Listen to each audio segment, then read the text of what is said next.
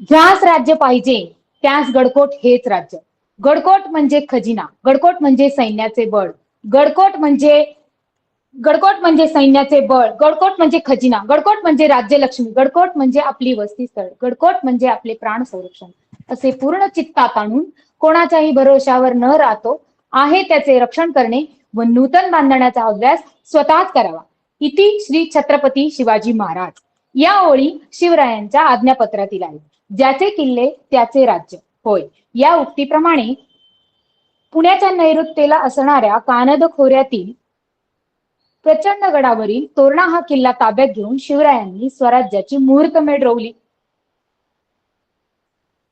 महाराष्ट्रामध्ये एकूण 365 किल्ले आहेत.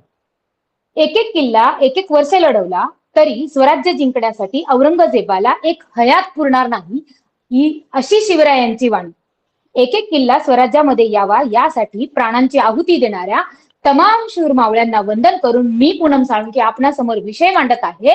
सह्याद्रीचा सूर्य छत्रपती शिवाजी महाराज. सह्याद्रीचा सूर्य छत्रपती शिवाजी महाराज. सर्वसामान्य रयतेसाठी निर्माण केलेलं सार्वभौम कल्याणकारी राज्य म्हणजे स्वराज्य होय. जनता ही स्वराज्याची, रयत ही स्वराज्याची मालक व आपण राज्यकर्ते म्हणजे स्वराज्याचे प्रमुख विश्वस्त अशी भूमिका शिवरायांनी नेहमीच जोपासली.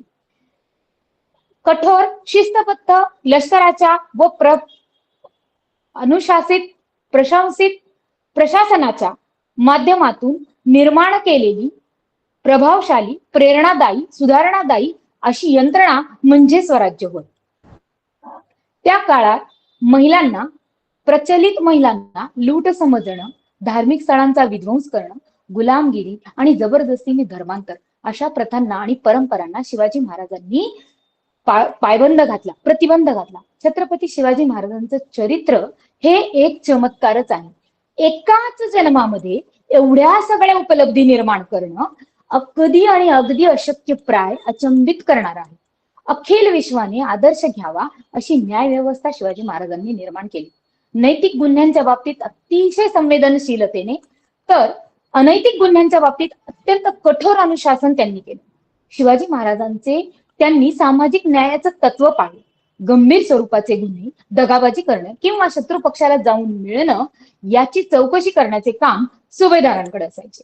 स्वराज्यातील न्यायदानाची जबाबदारी अष्टप्रधान मंडळातील न्यायाधीश या प्रधानावर असे. यात महाराज सुद्धा जातीने लक्ष देत असत. अभिमानास्पद आणि ऐतिहासिक नोंदी कराव्यात अशा अनेक गोष्टी न्यायदानाच्या व्यवस्थेमध्ये आपण पाहिल्या.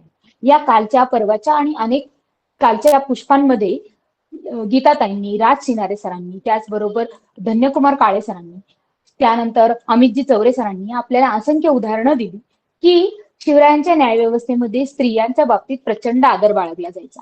जेव्हा कोणत्याही परकीय स्त्रीला, शत्रूच्या गोटातल्या स्त्रियांना काही मावळे किंवा कोणत्या सरदारांनी जर आणलं तर त्याला शिवराय स्वतः पहिल्यांदा शिक्षा करीत असत.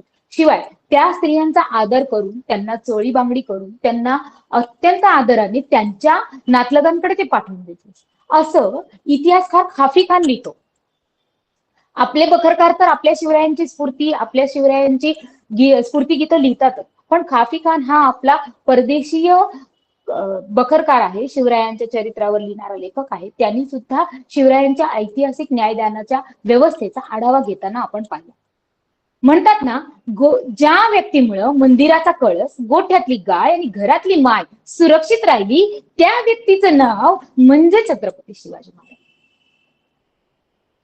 रक्तामंदी उसळ तापता लाभा, शिवराय शब्दाची आन आम्हाला, वैराच्या रक्तान गड भिजवू, जिंकून नाचवू ध्वज भगवा, हे आदिनांत शिवाचे त्रिशूळ आम्ही त्या भैरवाचे, आम्ही निळकंठ विष पिऊन मोडित वैऱ्याची मुंडकी मोजून, चंडीची ती प्यास मराठे, दुर्गेचे ते हास्य मराठे, विजेला आडवा जाऊ नको रे, फाडून पल्लाड जाती मराठे, हे आले मराठे, आले मराठे आदिनांत शिवाचे, आम्ही निळकंठ विष पिऊन मोडित वैऱ्याची मुंडकी मोजून, रामच हा कलियुगी शिवराय रूपाने अवतरे, जो आता कृष्णच हा गीतेचा अर्थ रेखितो ते जाळ तलवारे, आता भीमच हा बळ ज्याचे दळ भार जळ, रक्त जळे वैरी पळे रणधुळे, धक्कधिंग काळ हा मृत्यूचा रक्ताने माखला रणात धावला.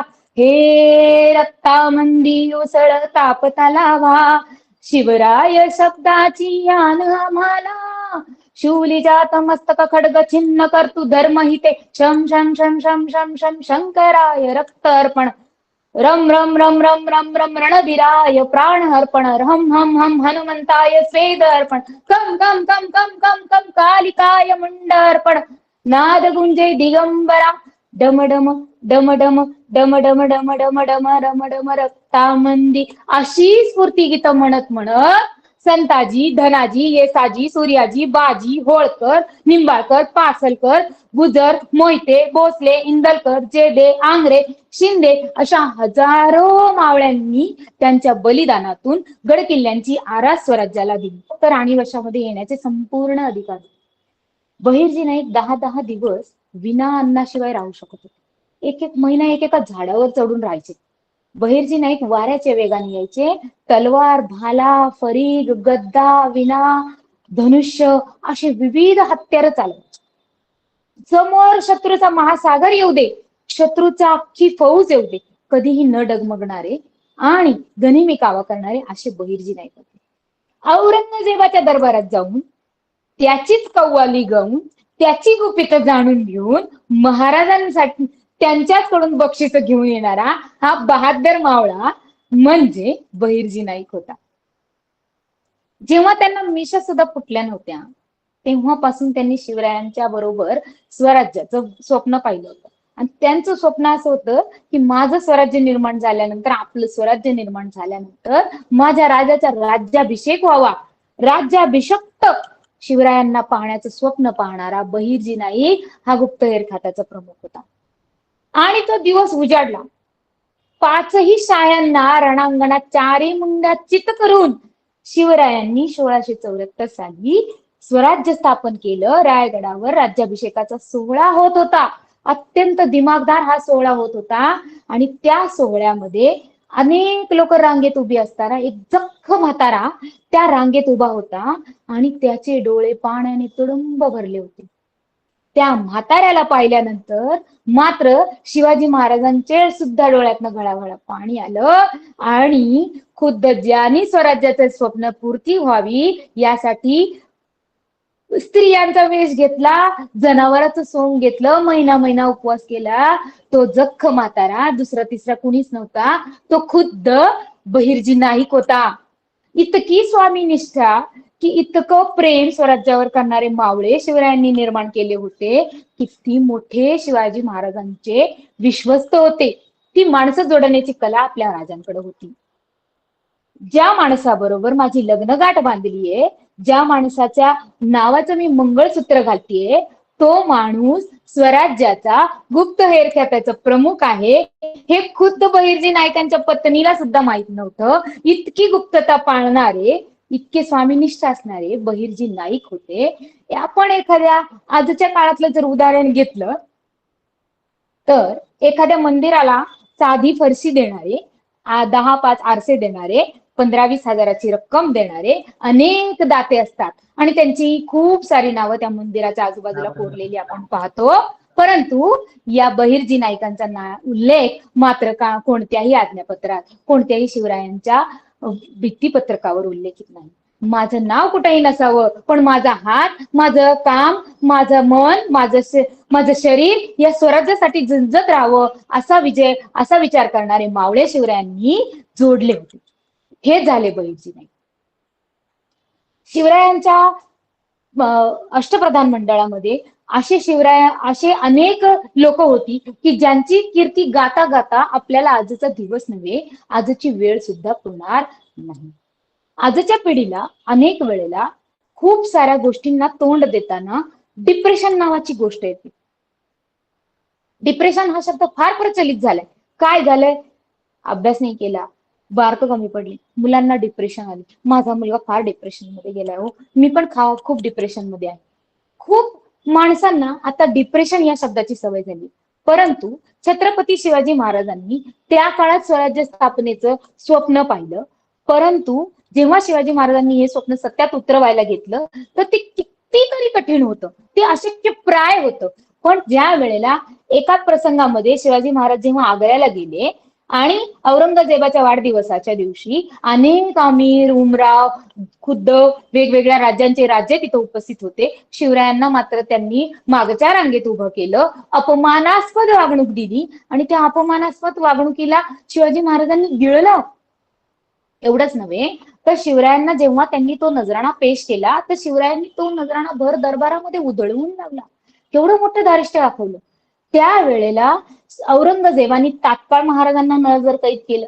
त्या नजर कैदेनंतर दस्तूर खुद्द औरंगजेबाच्या तावडीत मी सापडलोय, मी इतका लहान आहे आणि मला अजून माझी ध्येयपूर्ती कितीतरी लांब असताना सुद्धा मी शत्रूच्या गोटात अडकलोय, आता मी काय करावं, मी किती डिप्रेशन मध्ये जावं.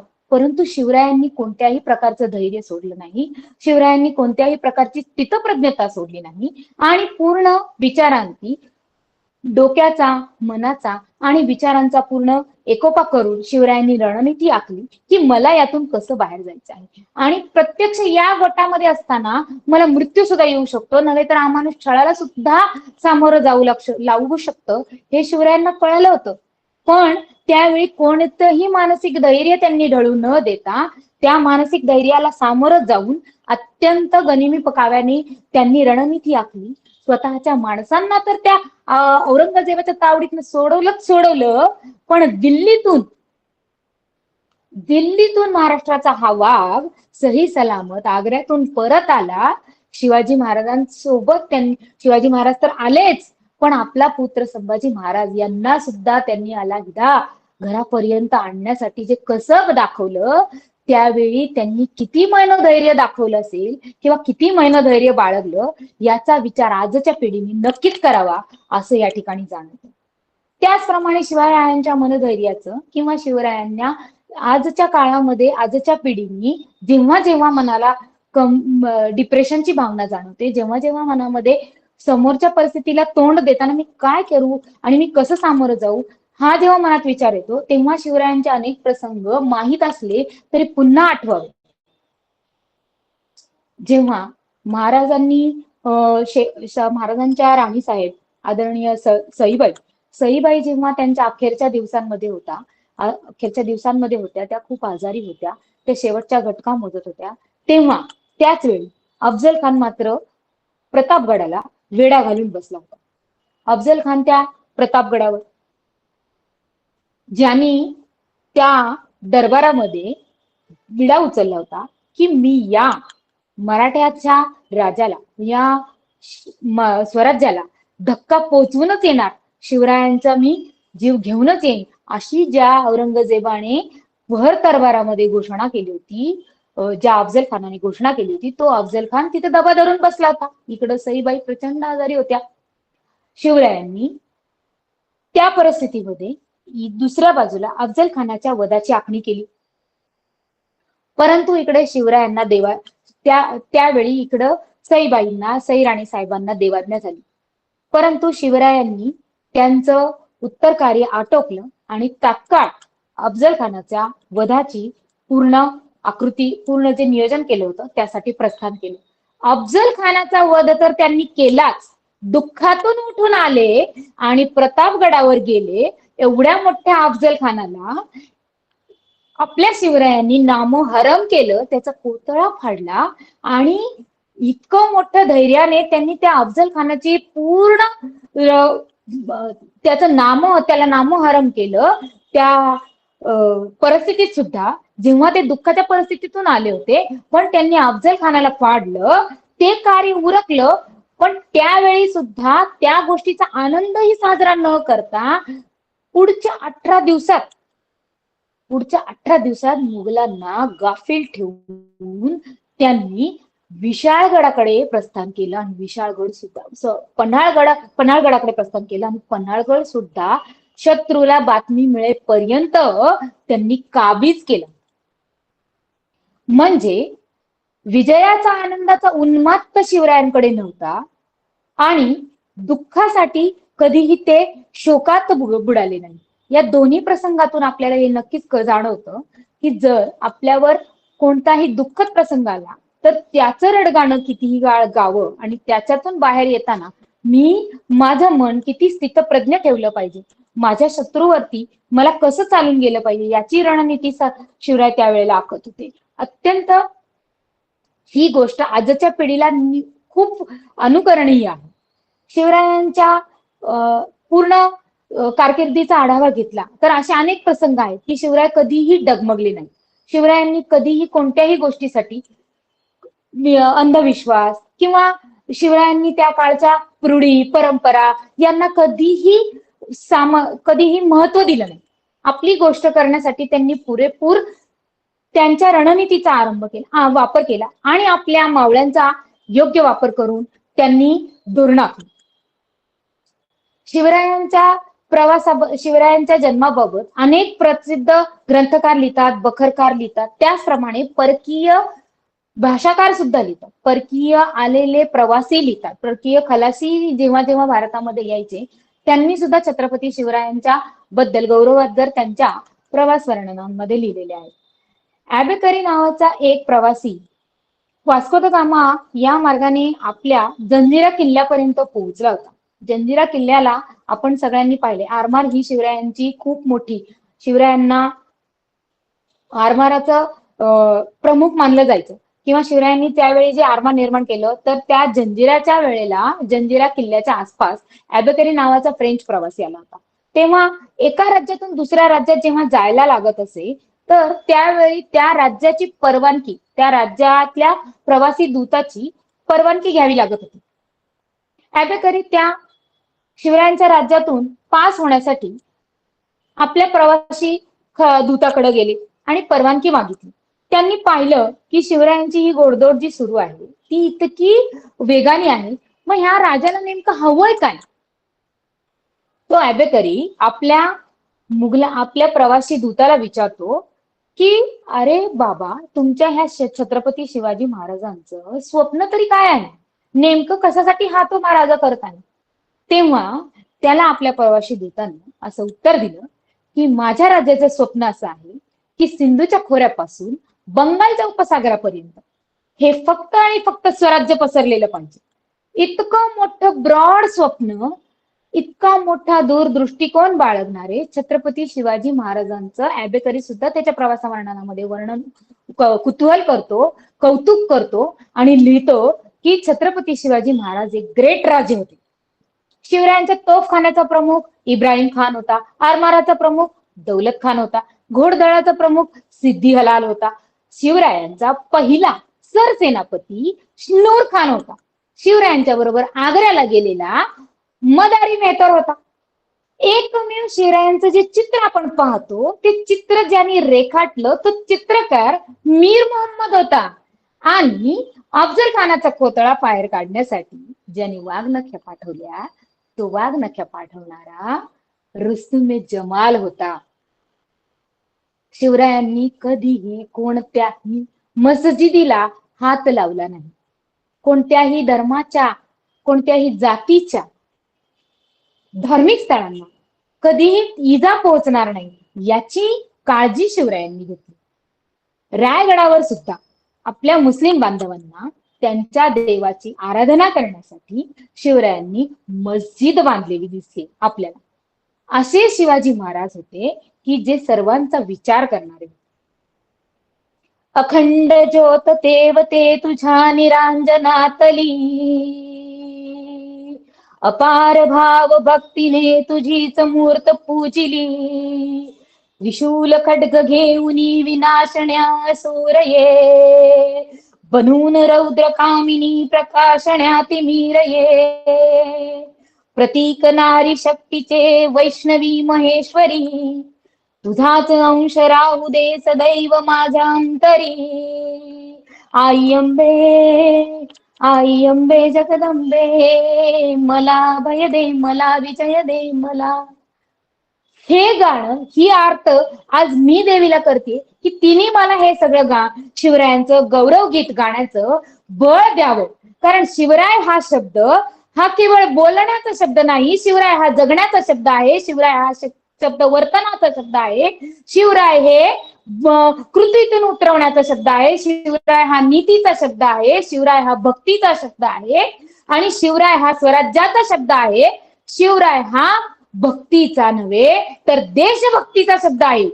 असे छत्रपती शिवाजी महाराज मांडण्यासाठी खरोखर देवीकडे बळ मागत आहे मी. यानंतर शिवरायांच्या राज्यकारभारामध्ये आणखीन एक उल्लेखनीय गोष्ट म्हणजे शिवरायांची राजमुद्रा. आपण शिवरायांची राजमुद्रा वाचली असेल, ऐकली असेल. परत प्रतिपत चंद्रलेखेव वर्धिष्णूर विश्ववंदिता शाहसनो शिवसैष्या मुद्रा भद्राय राजते. म्हणजे प्रतिपदेच्या चंद्रकलेप्रमाणे वाढत जाणारी, साऱ्या विश्वाला वंद्य असणारी शहाजी राजांचा पुत्र शिवाजी महाराज यांची ही राजमुद्रा अखंड देशाच्या राज्याच्या कल्याणासाठी आहे. त्यांनी जी राजमुद्रा निर्माण केली त्यावर सुद्धा हे अधोरेखित केलं की हे जे राज्य आहे हे राज्य जनतेचं राज्य आहे. मी राज्यकर्ता आहे, मी शासन करता आहे, मी स्वराज्याचा मालक नव्हे. स्वराज्याचा मालक ही रयत आहे आणि मी स्वराज्याचा प्रमुख विश्वस्त आहे. अशी शिवरायांची प्रत्येक ठिकाणी आपल्याला प्रचिती येते.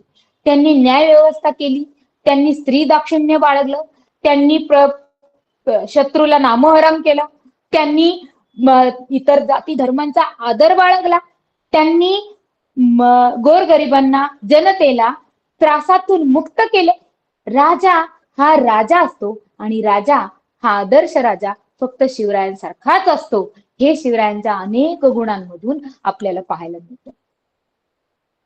ज्या वेळेला शिवरायांच्या बद्दल आपण बोलतो, परकीय साहित्यिकांच्या भाषेच्या बद्दल बोलतो, तर कॉस्मो द गॉड हा सुद्धा शिवरायांबद्दल एका ठिकाणी खूप सुरेख लिहितो की शिवाजी महाराज त्यांच्या सैन्याला भरमसाठ पगार द्यायचे. बघा, शिवरायांच्या जवळ जे सैन्य होतं किंवा जे सैन्य दळ होतं ते आंतरिक ऊर्जेने पेटूनच काम करणारं होतं. परंतु शिवरायांनी फक्त आणि फक्त त्यांच्या स्वामीनिष्ठेचा फक्त कौतुकच नाही केलं, पण आज जसं आपल्याला अधिक कामाबद्दल काहीतरी मिळतं किंवा प्रेरणा मिळते, शिवराय नुसते शब्दांनी प्रेरणा देत नव्हते, तर दर प्रतिपदेला राज्य दरबारामध्ये अधिकच काम करणाऱ्या, प्राणांची बाजी लावून काम करणाऱ्या, स्वराज्यासाठी काहीतरी निराळं काम करणाऱ्या, स्वराज्यासाठीच नव्हे तर रयतेच्या कल्याणासाठी भूमिका बजावणाऱ्या आणि खूप साऱ्या गोष्टी माझ्याच नव्हे तर स्वराज्याच्या हितासाठी करणाऱ्या अनेक स्वामीनिष्ठांना दर प्रतिपदेला शिवाजी महाराज बक्षीस द्यायचे, शाबासकी द्यायचे, सोन्याचं कड द्यायचे, त्यांना सन्मानित करत होते शिवाजी महाराज. आता 21व्या शतकामध्ये आपण इंटेन्सिव्ह नावाचा जो शब्द ऐकतो, तो इंटेन्सिव्ह देण्याचा जो पायंडा आहे तो इंटेन्सिव्ह गीता मॅडम शिवाजी महाराजांनी निर्माण केलेला आहे. ते छत्रपती शिवाजी महाराजांचे गुणगौरव गाता गाता शब्द तोकडे पडाले.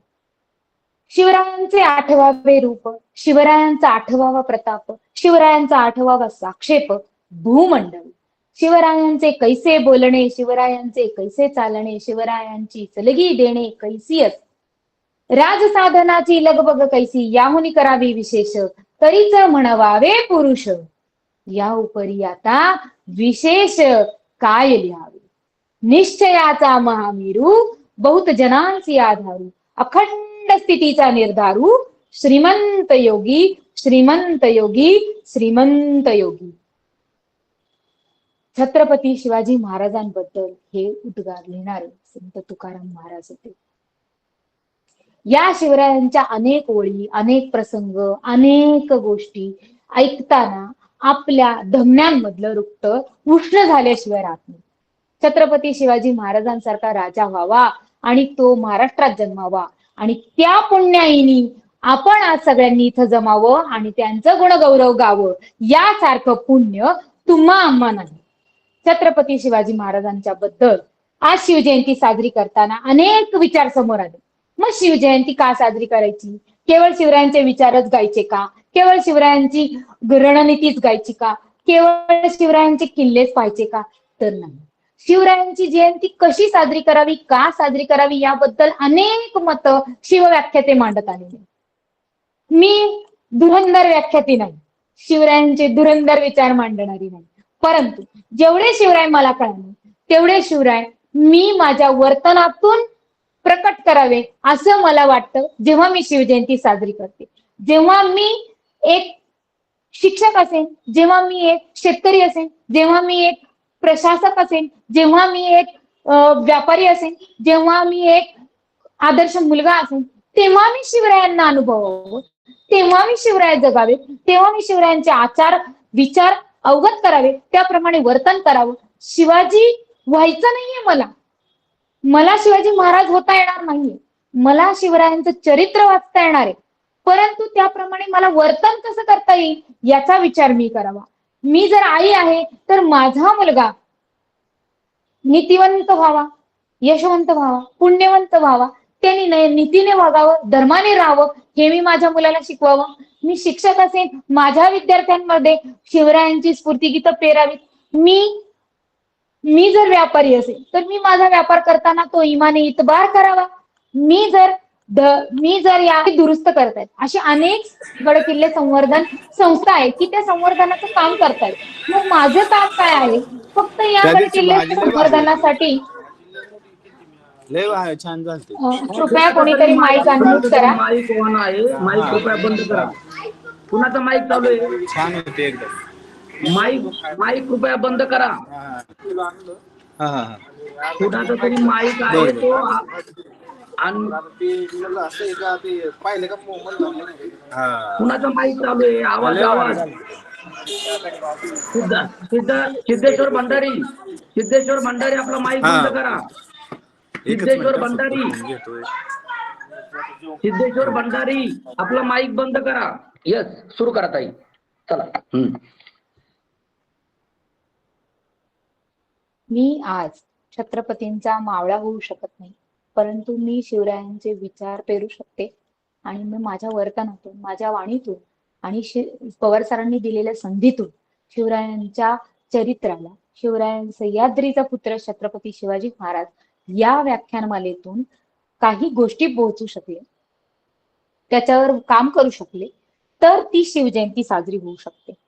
कारण प्रत्येक गोष्टीचं मूळ हे विचार आहे आणि विचार पेरण्याचं काम हे करणं ही सुद्धा भक्ती आहे. कारण विचारातून कृती घडते आणि कृतीतून यशप्राप्ती होते. त्यामुळं सर्व गोष्टींचं मूळ हे विचार आहे आणि चांगले विचार पेरण्यासाठी हा दीपस्तंभ उभा आहे. या दीपस्तंभामधून आज शिवाजी महाराजांची विचारधारा मांडण्याची संधी उपलब्ध झाली आणि हे विचार आपण प्रकट करतो आणि तेव्हा आपण त्याच्यावर काहीतरी विचारानंतर विवेक येतो आणि विवेकाची कृती होते, कृतीतून गोष्टी घडतात आणि त्याचं रूपांतर यशामध्ये होतं. म्हणून सगळ्या गोष्टींचं मूळ हे विचार आहे आणि हे विचार पेरण्याचं काम सुद्धा आपण या व्यासपीठावर करत आहोत. खरं सांगते की 1ली ते 4थी पासून आपण छत्रपती शिवाजी महाराजांचा पूर्ण चरित्र अनुभवलं, ऐकलं, वाचलं, अनेक कादंबऱ्या वाचल्या, ऐकल्या, व्याख्यानं ऐकली, वाचली, ऐकली, परंतु रुजवताना पुन्हा एकदा ऐकलं ना की परत आपल्याला प्रेरणा मिळते. मी कधी कोणत्याही गोष्टीसाठी जेव्हा खचून जाईन तेव्हा मी एकदा एक पान 4थीच्या पुस्तकातलं उघडलं, एक पान स्वामींमधलं, एक पान उघडलं छत्रपती शिवरायांच्या चरित्राचं, तर माझं पूर्ण मागचं जे घडलेल्या काही गोष्टी असतील त्या मी पूर्ण विसरते आणि पुन्हा नवीन प्रेरणेने सुरू करते. इतकी प्रेरणा शिवरायांच्या एकेका प्रसंगामध्ये आपल्याला मिळत आलेली आहे. त्यामुळं शिवजयंती साजरी करताना आपण या सगळ्या विचारांना कृतींमध्ये कसं उतरवू शकतो याचा विचार पेरत आहोत आणि हा विचारच पुढं शिवजयंतीला अधिक उन्मेषात्मक करेल असं मला या ठिकाणी वाटतं. शिवजयंती साजरी करताना आपण आज आपल्याकडे असणारे फक्त शिवरायांनी निर्माण केलेले आणि महाराजाचा ऐतिहासिक वारसा असणारे ऐतिहासिक स्थळं किंवा शिवरायांनी निर्माण केलेली जी वस्ती स्थळं आहेत, जे गडकोट आहेत, त्याचं संवर्धन करण्याचं काम आपण जर करू शकलो तर खूप मोठं काम आपल्या देशासाठी उभं राहील. राजस्थान सारख्या किंवा काही परदेशी संस्था सुद्धा याच्यावरती काम करत आहेत. राजस्थान मधल्या गड किल्ल्यांची अवस्था आणि महाराष्ट्रातल्या गड किल्ल्यांची अवस्था आपण जर पाहिली, तुलना केली, तर आपल्याकडे कितीतरी गोष्टींची कमतरता आहे. आपले बुरुज ढासळलेलेच आहेत अजून सुद्धा. गड किल्ले प्रेमींच्या काही ग्रुप्स मधून, सह्याद्री प्रतिष्ठानच्या माध्यमातून किंवा अनेक काही जे दुर्गप्रेमी लोक आहेत त्यांच्या मार्फत किंवा एनजीओच्या मार्फत या गड किल्ल्यांची संवर्धनाची काही गोष्टी केल्या जातात किंवा त्यांच्या मार्फत ही पडझड रोखली जाते. या व्यतिरिक्त कोणतंही काम होताना दिसत नाहीये. तर हे काम करण्यासाठी आपण सर्व स्तरांमधून, शासन स्तरावरून, प्रशासन स्तरावरून किंवा वैयक्तिक स्तरावरून जितके प्रयत्न करता येईल तितके करावे. कारण आजच्या AI सारख्या जगामध्ये सुद्धा, 5Gच्या युगात सुद्धा आपले विचार, वाणी याच्यावर खूप सारं काम होईल याची प्रेरणा हे गडकोट आणि किल्लेच देतात. म्हणून या गडकोट किल्ल्यांचा आपण वारसा जतन करू आणि त्याचं संवर्धन करू. आज आपण कितीही मोठा बांधकाम आर्किटेक्चर आणला तरी रायगड नाही निर्माण करू शकणार. आपण त्या बुधला माचीला नाही निर्माण करू शकणार. आपण हिरकणीच्या बुरुजाला नाही निर्माण करू शकणार. आपण तोरण्याच्या माचीला नाही निर्माण करू शकणार. अफजल खानांनी प्रतापगडावर जो पराक्रम गाजवला त्या प्रतापगडाची उंची गाठणारा आर्किटेक्चर महाराष्ट्रात आता निर्माण होणं कठीण आहे. इमले जमले 21, 22, 23, 33 मजली इमारती बांधत आहेत, त्याची सर त्याला गडकिल्ल्यांची सर येऊ शकत नाही. ज्याचा जी संस्कृती, जो वारसा आपल्याला शिवरायांकडून मिळालेला आहे तो जतन करावा असं सह्याद्रीचा पुत्र छत्रपती शिवाजी महाराज यांची सुद्धा मनोमन इच्छा असेल असं मला वाटतं. आणि शिवजयंती साजरी करताना आपण या सर्व तत्वांचा, शिवाजी महाराजांनी त्यांच्या जीवनात जी तत्व बाळगली त्या तत्वातील कोणत्या तत्वामध्ये मी बसतो याचं अवलोकन करूया. जर बसत नसेल किंवा बसवण्यासाठी मी काय करू शकतो याचा आपण विचार करूया. यासाठीच हे व्यासपीठ आहे असं मला वाटतं. आज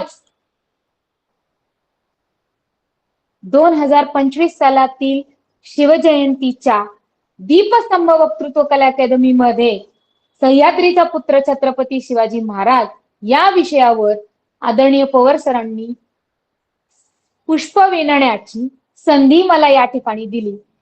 आणि आज या क्लासमध्ये उपस्थित असणाऱ्या सर्व श्रोत्यांनी आजचे माझे जे काही शब्द होते ते अत्यंत मनपूर्वक ऐकले. त्या गोष्टीसाठी सर्व श्रोत्यांना मी या ठिकाणी मनापासून खूप खूप धन्यवाद देते. दीपस्तंभाला मी खूप विशेष धन्यवाद देते, कारण त्यांनी जो नंदादीप लावलेला आहे, त्यांनी जो दीप प्रज्वलित केलेला आहे, त्या नंदादीपामध्ये तेलवात करण्याची छोटीशी भूमिका सर आम्हाला या व्यासपीठावर देत आहेत, अगदी घरी बसून देत आहेत. मी यासाठी शतशः या क्लासचे ऋणी आहे. त्याचप्रमाणे या क्लासमध्ये जे जे लोक आजपर्यंत व्याख्यानासाठी येऊन गेले त्या सर्व व्याख्यात्यांना मी खूप खूप धन्यवाद देते, आभार मानते.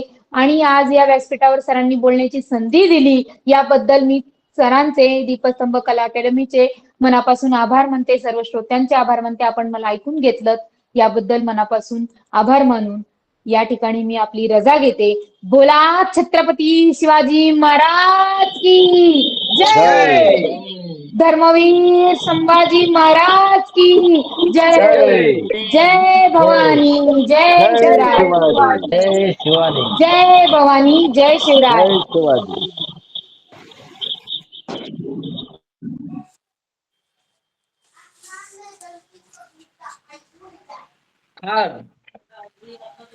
कोणाचा तरी माईक अजूनही, कृपया माईक आपण जर काही कारणास्तव सुरू केला असेल चुकून तर त्याला म्यूट करायला विसरत जाऊ नका.